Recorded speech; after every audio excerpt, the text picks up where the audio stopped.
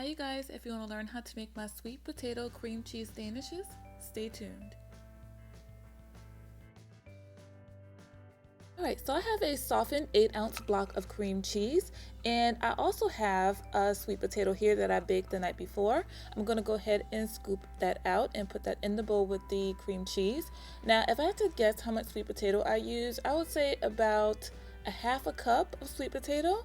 And then I'm going to go ahead and put in my cinnamon, my nutmeg, my sugar, a few dashes of vanilla extract, and I'm going to go ahead and blend all of that together. Now, you did see that I have an egg yolk there, but I'm not going to put that in yet. I want to make sure that I like the taste of my filling first before I put in a raw egg, which you see me do there. And I loved it. I didn't need to adjust it, so I went ahead and put my egg in and blend that up really nicely until everything is nice and smooth, just like that. So until I'm ready to use my filling, I'm just going to go ahead and pop that in the refrigerator. And here I have some puff pastry that was thawed, and I'm going to go ahead and use a pizza cutter and cut my pastry into squares.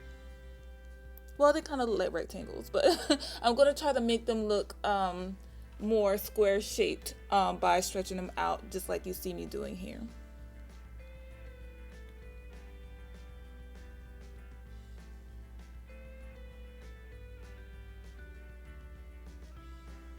Okay, so once I'm done with that, I'm going to go ahead and put it on a cookie sheet that was lined with parchment paper, and I'm going to go ahead and fold my pastries just like so.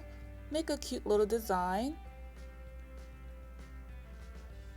So once I am done folding my pastry, I'm going to brush it with a little bit of egg wash, and that's just an egg and a little splash of water, and you beat those two things together.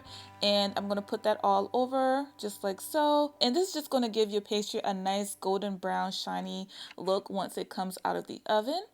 And then I'm going to sprinkle with a little bit of sugar because puff pastry typically isn't sweet.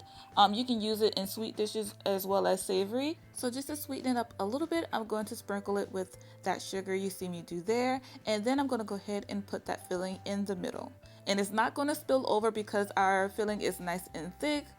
It's going to spread a little bit, but it's not going to go all over the place. So you want to make sure that your filling is nice and thick. And that's how it looks once it comes out of the oven. So I'm just going to let that sit and cool. I had more filling left and I had another puff pastry. So I wanted to go ahead and use that. And instead of doing the same design, I'm just going to take that and make 12 strips.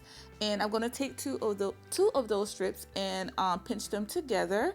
And I'm using that same plate, you guys, that I had the puff pastry on originally because it had flour on it already, and I didn't have to put flour on my board or my countertops. So I'm going to go ahead and twist the puff pastry just like that, and I'm going to wrap it around to make kind of like a little nest.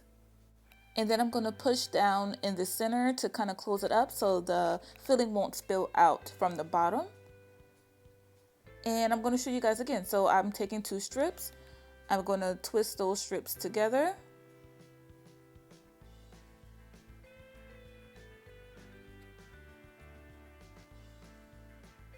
And then I'm going to anchor that one piece down and go around and around, just like so.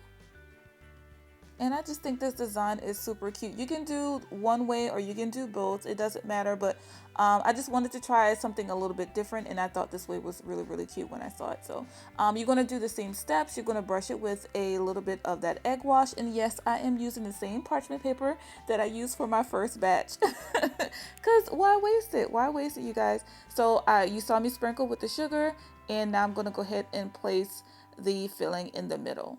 Just like that. I actually think I prefer this way, you guys.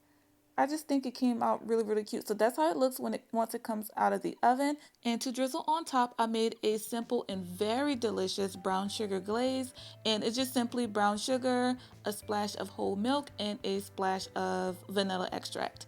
And you mix those three things together and let it sit for about 5 to 10 minutes just to allow that sugar to kind of soften and not be grainy.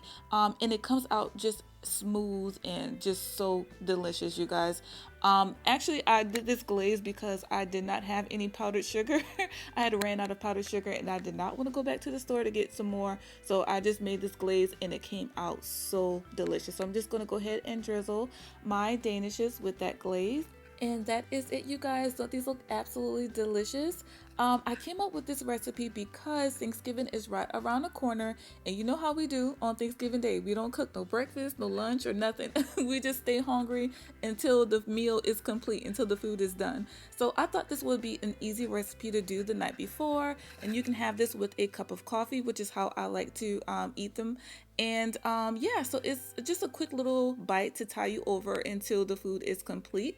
And yeah, that is it, you guys. I hope you enjoyed this video. Let me know what you think in the comments below.